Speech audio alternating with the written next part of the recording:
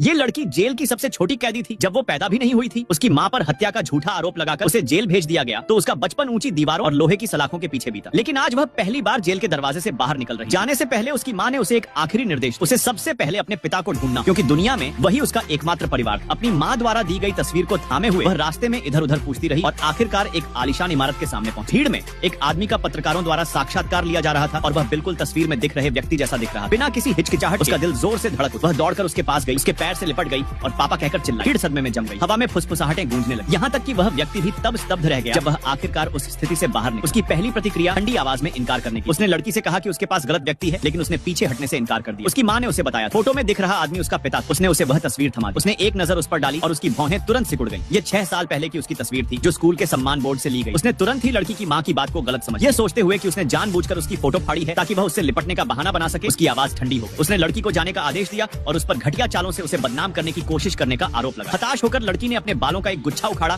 और उसे देते हुए कहा कि वह डीएनए टेस्ट करवाए। लेकिन उस आदमी ने जवाब देने की भी जहमत नहीं उठाई। वह बिना पीछे देखे पलटा और चला गया। अपनी आकृति को गायब होते हुए देखता रहा। लड़की को निराशा के अलावा कुछ भी महसूस नहीं हुआ। वह समझ नहीं पा रही थी कि उसके पिता ने उसे स्वीकार क्यों नहीं किया। तभी उस व्यक्ति के चचेरे भाई ने, जो स्थिति के बारे में उत्सुक था, चुपके से लड़की के बाल ले लिए और खुद ही डीएनए परीक्षण करने का फैसला किया। इस बीच लड़की अपनी माँ से मिलने के लिए जेल लौट आई। उसने रोते हुए शिकायत की कि उसके पिता ने उस पर विश्वास नहीं किया और उसे झूठा भी कहा। उसकी माँ ने धीरे से उसके सिर पर हाथ फेरा